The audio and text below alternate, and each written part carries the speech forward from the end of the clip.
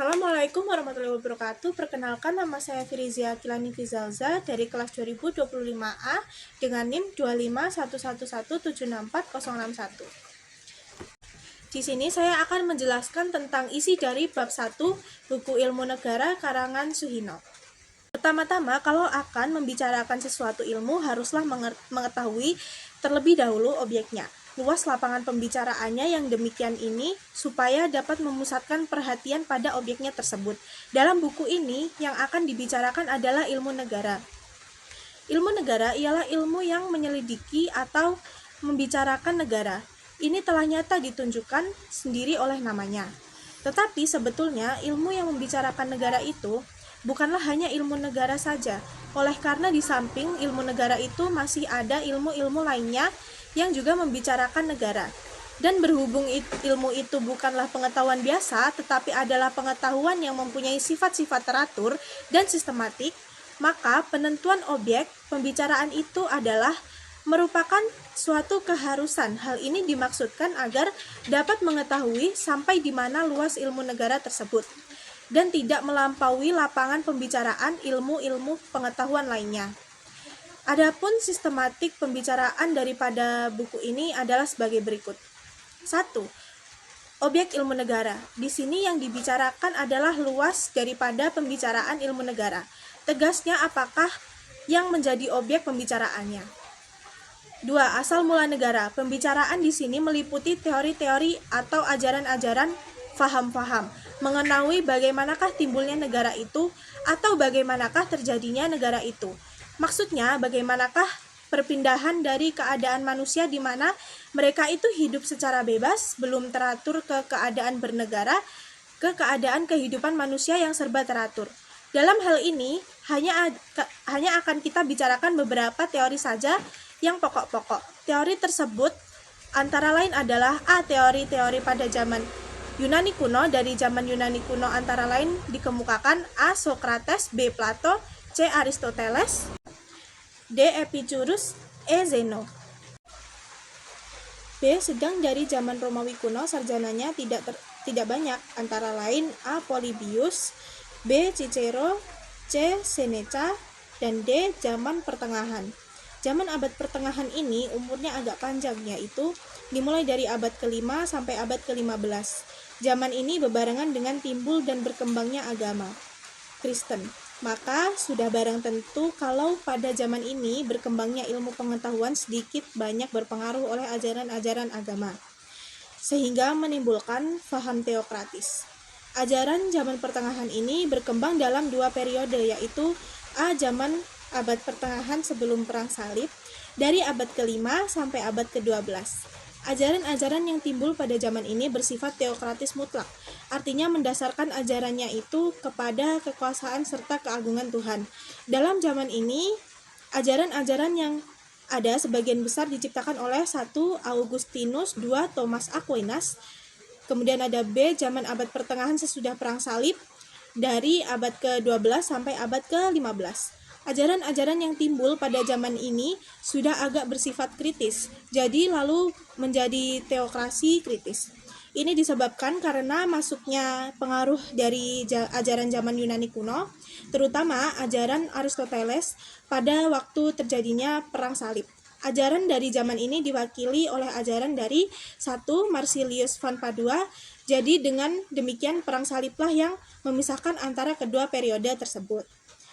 D. Zaman Renaissance. Ini kira-kira pada abad ke-16. Pada zaman ini terjadi perubahan-perubahan besar pada ilmu pengetahuan, terutama dalam ilmu kenegaraan. Hal ini terjadi karena timbulnya faham-faham baru yang mampu mempengaruhi keadaan di banyak negara.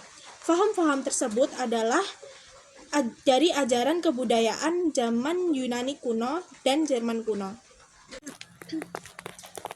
Pengarah tersebut tidak saja masuk dalam lapangan ilmu kenegaraan, tetapi juga dalam lapangan keagamaan, sehingga menimbulkan perubahan-perubahan besar dalam lapangan keagamaan, menimbulkan kaum reformator, antara lain 1. Dante, 2. Luther, 3. Melanchthon, 4. Zwingli, 5. Calvin. Sedangkan dalam lapangan kenegaraan timbul ajaran-ajaran dari 1. Niccolo Machiavelli, 2. Thomas Morus, 3. Jan Bodin. Kaum monarkomaken. Tokoh-tokohnya Hotman, Bratus, Buchanan, Mariana, Bellarmine, Suarez, Milton, dan yang terpenting Althusius, yang ajarannya akan kita bicarakan sebagai wakil daripada kaum monarkomaken ini.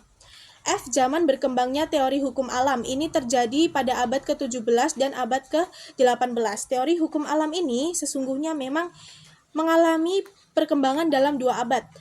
Yang dalam masing-masing abad ini meskipun materi ajarannya sama, tetapi fungsinya berbeda. Perbedaan tersebut ialah bahwa ajaran hukum alam abad ke-17 berfungsi menerangkan, sedangkan ajaran hukum alam abad ke-18 berfungsi menilai.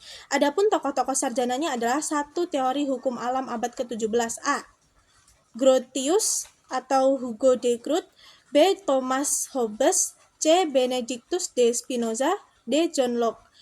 2. Teori hukum alam abad ke-18 A. Frederick yang Agung, B. Montesquieu, C. Jean-Jacques Rousseau, D. Immanuel Kant. G. Zaman berkembangnya teori kekuasaan atau teori kekuatan. Teori ini berkembang pada permulaan abad-abad modern. Adapun tokoh-tokoh sarjananya adalah 1. F. Oppenheimer, 2. H.J. Lasky, 3. Karimara. Kemudian H. Teori positivisme. Teori ini merupakan reaksi terhadap teori-teori kan di atas. Teori klasik tradisional atau teori-teori yang telah disebutkan positivisme ini antara lain dikemukakan oleh Hans Kelsen. 1. Teori modern. Teori ini sifatnya modern karena sudah menyesuaikan dirinya dengan keadaan serta perkembangan ilmu pengetahuan modern. Tokoh-tokohnya yang akan dibicarakan antara lain adalah 1. Profesor Mr. R. Cranenburg, 2. Profesor Dr. J.H.A. Logeman, 3. Teori-teori tentang hakikat negara. Pembicaraan mengenai hakikat negara ini nanti tidak akan secara khusus dibicarakan tersendiri, melainkan akan dibicarakan saja sekaligus pada waktu membicarakan ajaran daripada tiap-tiap sarjana. Hal ini selain menyingkat waktu juga mengingat karena pada umumnya masing-masing sarjana itu mengemukakan pendapatnya. 4. Teori tentang tujuan negara. Pembicaraan kita mengenai teori-teori tentang tujuan negara sama dengan nomor 3 di atas. 5. Teori legitimasi kekuasaan. Pembicaraan kita di sini meliputi 3 masalah pokok, ialah A. Sumber kekuasaan, B. Pemegang kekuasaan atau kekuasaan tertinggi sama dengan kedaulatan, C. Pengesahan kekuasaan. Masing-masing masalah nanti akan mendapatkan jawaban, dan tiap-tiap jawaban akan merupakan suatu ajaran. 6. Klasifikasi negara. Di sini nanti akan dibicarakan masalah-masalah mengenai kemungkinan-kemungkinan daripada bentuk negara. Artinya, sesuatu yang dinamakan negara itu mempunyai kemungkinan bentuk apa saja. Jadi, tegasnya tidak akan membicarakan bentuk-bentuk negara yang telah ada. Tapi, yang dibicarakan adalah kemungkinan-kemungkinan daripada sesuatu yang dinamakan negara. Jadi, lebih tegas lagi bahwa yang akan dibicarakan adalah ajaran-ajarannya, yaitu ajaran-ajaran mengenai klasifikasi negara. Di sini nanti akan diketemukakan ajaran-ajaran yang bersifat klasik tradisional dan ajaran-ajaran yang telah bersifat modern. 7. Susunan negara. Maksudnya di sini ialah akan membicarakan bentuk-bentuk negara ditinjau dari segi susunannya. Negara itu kalau ditinjau dari segi susunannya akan menimbulkan 2 kemungkinan bentuk, yaitu A. Negara kesatuan. Ini adalah negara yang bersusunan tunggal. B. Negara federasi. Ini adalah negara yang bersusunan jamak. C. 8. Negara demokrasi modern. Di sini nanti akan dibicarakan perkembangannya, yaitu mulai dari demokrasi langsung atau demokrasi kuno yang mulai timbul dan berkembang sejak pada zaman Yunani kuno, sampai pada perkembangannya mencapai demokrasi tidak langsung atau demokrasi modern, demokrasi perwakilan. Ini terjadi sekitar abad ke-17 dan abad ke-18. Maka dalam hal ini nanti akan erat hubungannya dengan ajaran-ajaran dari para sarjana hukum alam, terutama ajaran Montesquieu, yaitu trias politika, karena ajaran inilah yang justru akan menentukan tipe daripada demokrasi modern. Dan ajaran Rousseau, yaitu kedaulatan rakyat yang justru tidak dapat dipisahkan dengan demokrasi. 9.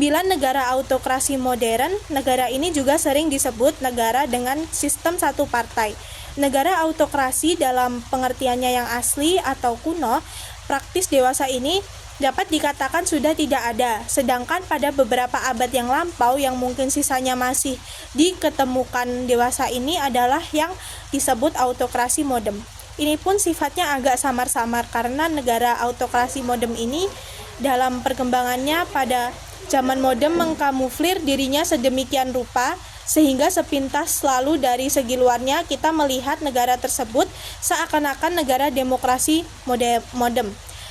Maka dari itu perlu dibicarakan perbandingan antara kedua negara tersebut, sebab selain apa yang telah disebutkan di atas, memang antara kedua negara itu mempunyai perbedaan yang sangat besar, terutama perbedaan mengenai pandangan tentang hakikat serta tujuan negara.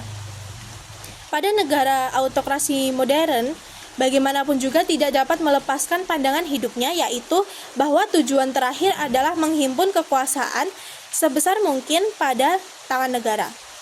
Maka perlu juga dibicarakan masalah pembatasan kekuasaan yang timbul daripadanya. Kemudian masuk pada bab 2 dari buku Ilmu Negara. Ada objek ilmu negara di muka dalam bab 1 telah disebutkan bahwa objek atau lapangan pembicaraan ilmu negara adalah negara. Penyebutan ini sebetulnya adalah baru sepintas kilas saja sesuai dengan nama ilmu yang kita bicarakan.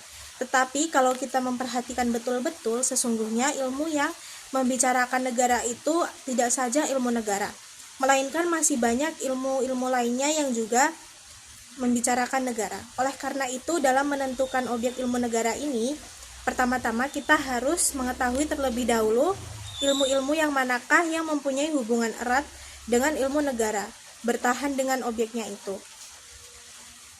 Tentunya dalam penentuan hubungan ini kita harus berpedoman kurikulum yang dilaksanakan pada Fakultas Hukum kita ini, yaitu Fakultas Hukum Universitas Gadjah Mada. Kalau kita memperhatikan kurikulum tersebut, maka akan segera dapat diketahui bahwa yang mempunyai hubungan erat dengan ilmu negara adalah 1. Hukum tata negara, 2. Hukum pada tata pemerintahan. Apakah sebabnya antara ilmu-ilmu tersebut terdapat hubungan yang erat satu sama lain? Sebabnya ialah karena ilmu-ilmu tersebut mempunyai objek yang sama, yaitu negara. Kalau demikian, lalu apakah bedanya? Perbedaan sesungguhnya hanya terletak pada sudut pandang daripada masing-masing ilmu tersebut. Adapun perbedaan tersebut secara singkat adalah di satu pihak, yaitu hukum tata negara, dan hukum tata pemerintahan memandang objeknya, yaitu negara yang dari sifatnya atau pengertiannya yang konkret, artinya objeknya itu sudah terikat pada tempat, keadaan, dan waktu. Jadi telah mempunyai adjektif yang tertentu, misalnya negara Republik Indonesia, negara Inggris, negara Jepang, dan seterusnya. Kemudian dari negara dalam pengertiannya yang konkret itu diselidiki atau dibicarakan lebih lanjut susunannya, alat-alat perlengkapannya, wewenang, serta kewajiban daripada alat-alat perlengkapan tersebut, dan seterusnya. Sedangkan ilmu negara memandang objeknya itu, yaitu negara, dari sifat atau pengertiannya yang abstrak. Artinya objeknya itu dalam keadaan terlepas dari tempat, keadaan, dan waktu, jadi tegasnya belum mempunyai adjektif tertentu, bersifat abstrak, umum, universal. Dari objeknya yang bersifat demikian ini, yang kemudian dibicarakan lebih lanjut adalah kapankah sesuatu itu dinamakan negara, kapan tidak, lalu apakah yang disebut negara itu hakikatnya itu apa, dan seterusnya. Dari objeknya itu tadi, yaitu negara dalam pengertiannya abstrak, yang diselidiki lebih lanjut adalah 1. Asal mula negara, 2. Hakikat negara, 3. Bentuk-bentuk negara dan pemerintah. Jadi 3 hal inilah yang menjadi pokok pembicaraan dalam ilmu negara. Tetapi sekali lagi kita harus ingat bahwa yang menjadi objek ilmu negara itu adalah negara dalam pengertiannya yang umum, abstrak, universal. Jadi dengan demikian 3 pokok pembicaraan tersebut di atas berarti 1. Mengenai asal mula negara, itu yang dimaksud bukanlah asal mula atau terbentuknya suatu negara yang konkret. Negara Indonesia, Jepang, Inggris misalnya, bukan itu yang dimaksud. Tetapi asal mula atau terbentuknya atau terjadinya apa atau sesuatu yang dinamakan negara dalam pengertiannya yang umum, abstrak, universal tadi. Jadi tegasnya apa yang dinamakan negara itu adanya hanya dalam alam pikiran, dalam angan-angan. Artinya kita memikirkan adanya sesuatu. Sesuatu itu kemudian kita angkat ke alam pikir. Dan disinilah kita membayangkan adanya apa yang dinamakan negara itu. 2. Mengenai hakikat negara, ini pun yang dimaksud bukanlah hakikat daripada negara tertentu, melainkan yang dimaksud adalah hakikat daripada apa yang dinamakan negara itu tadi. Apakah itu merupakan keluarga yang besar, atau merupakan suatu alat, atau wadah, atau organisasi, atau perkumpulan ini nanti, kita akan menjumpai pendapat-pendapat banyak sekali. Jadi pokoknya apa atau sesuatu yang dinamakan negara itu hakikatnya apa, dengan demikian ini berarti memberikan sifat-sifat tertentu yang menentukan dan yang merupakan sifat-sifat pokok daripada apa yang dinamakan negara itu. Hal ini kiranya dapat dijelaskan sebagai berikut. Dengan perumpamaan, misalnya dahulu kita baru mempelajari pengetahuan hukum tata negara. Kita masih ingat bahwa demikian pendapat orang pada umumnya negara itu ada kalau syarat-syaratnya telah terpenuhi. Syarat-syarat itu tadi biasanya yang dimaksudkan adalah A. Adanya daerah yang tertentu, B. Ada rakyatnya, C. Ada pemerintahnya yang berdaulat. Kiranya ini semua sebetulnya bukanlah merupakan hakikat negara, tetapi ini adalah merupakan sebagai syarat-syarat formal saja bagi sesuatu yang disebut negara, bukan merupakan syarat-syarat materialnya. Sebagai suatu perumpamaan, sebuah gedung misalnya, jadi di sini negara itu kita umpamakan sebagai sebuah gedung. Gedung itu kalau kita pikirkan, kita pelajari, akan kita ketemukan ada lantainya, tiangnya, dindingnya, pintunya, atapnya, dan sebagainya. Ini semua sebetulnya adalah merupakan bagian-bagian saja daripada apa yang kita namakan gedung tadi. Dan sudah barang tentu ini harus merupakan suatu kesatuan, suatu ketuhanan. Sebab kalau bagian-bagian tadi hanya tertumpuk saja, jadi tidak ada sifat-sifat keteraturan dan kesatuannya. Tentunya kita ya tidak dapat menyebutkan bahwa itu adalah gedung. Demikian pula halnya dengan negara. 3. Mengenai bentuk negara, membicarakan kita pun demikian pula halnya, tidak hanya kita tujukan pada bentuk negara tertentu saja, negara yang konkret. Jadi maksudnya kalau kita akan membicarakan bentuk-bentuk negara, itu berarti membicarakan tentang kemungkinan-kemungkinan bentuk yang diadakan oleh negara. Dan di dalam keanekaragaman tentang bentuk-bentuk negara itu masih kita dapatkan persamaan-persamaannya sehingga tidak merubah hakikat negara. Dengan sekedar uraian di atas, sekiranya dapatlah diketahui bahwa objek daripada ilmu negara itu bersamaan dengan objek hukum tata negara dan bersamaan pula dengan objek hukum tata pemerintahan, hanya sudut pandangannya yang berlainan. Ilmu negara memandang, menyelidiki, mempelajari objeknya, yaitu negara dalam pengertiannya yang umum, universal. Sedangkan kalau kedua ilmu lainnya itu tadi memandang, menyelidiki, mempelajari objeknya, yaitu juga negara dalam pengertiannya yang konkret, yang tertentu. Disinilah letak hubungan yang erat antara ilmu negara dengan hukum tata negara dan hukum tata pemerintahan. Hubungan yang erat ini menimbulkan konsekuensi bahwa ilmu negara merupakan pengantar atau dasar daripada hukum tata negara dan hukum tata pemerintahan. Tegasnya, orang tidak akan dapat mempelajari hukum tata negara dari suatu negara dengan baik kalau sebelumnya tidak mempelajari ilmu negara terlebih dahulu.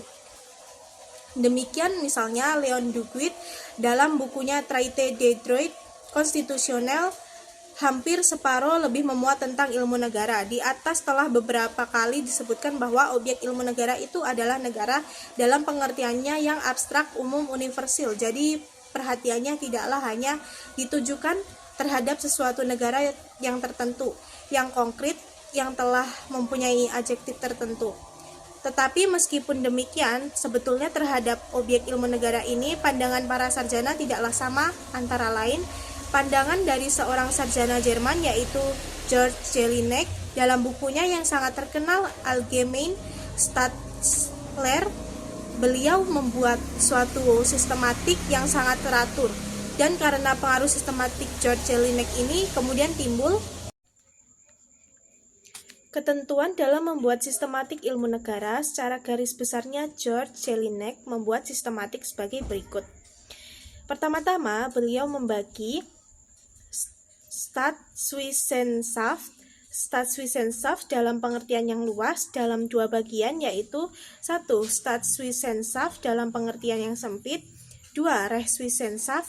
Di sini dalam pembagian ini yang penting bagi kita ialah Staatswissenschaft dalam pengertian yang sempit. Ini kiranya dapat disalin dengan ilmu kenegaraan. Kemudian Staatswissenschaft dalam pengertian yang sempit ini dibagi lagi dalam dua bagian, yaitu A. Allgemeine Staatslehre atau ilmu negara umum, B. Besondere Staatslehre, ilmu negara khusus. Kemudian Allgemeine Staatslehre ini masih dibagi lagi dalam satu, Allgemeine Soziale Staatslehre, ini menyelidiki negara sebagai gejala sosial dan dapat disamakan misalnya dengan perkumpulan sosial. Jadi pokoknya tekanan pada sifat sosial daripada negara itu. Dua, Allgemeine Staatslehre ini menyelidiki negara dari segi yuridis. Sedangkan Besondere Staatslehre dibagi dalam satu, Individuelle Staatslehre, ini penyelidikannya ditunjukkan kepada suatu negara yang tertentu, yang konkret. Jadi misalnya negara Indonesia, negara Inggris, dan sebagainya. Kemudian dari negara yang tertentu ini yang dipelajari lebih lanjut ialah lembaga-lembaga kenegaraannya. Misalnya mempelajari badan perwakilannya, badan pengadilannya, kepala negaranya, dan sebagainya. Speziale Staatslehre ini penyelidikannya ditujukan kepada negara dalam pengertian yang umum. Dan kemudian dari negara dalam pengertian yang umum ini yang dipelajari lebih lanjut ialah suatu lembaga kenegaraan yang khusus, spesial. Misalnya mempelajari badan perwakilannya.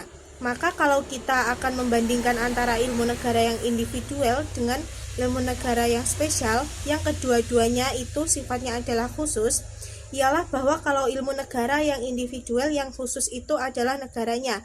Jadi negaranya itulah yang tertentu, yang khusus. Sedangkan kalau ilmu negara yang spesial, yang khusus itu adalah lembaga kenegaraannya yang diselidiki itu. Sebagai contoh misalnya, kalau kita mempelajari badan perwakilan, kedudukan kepala negara, dan sebagainya dari negara Indonesia, maka ini adalah termasuk ilmu negara yang individual.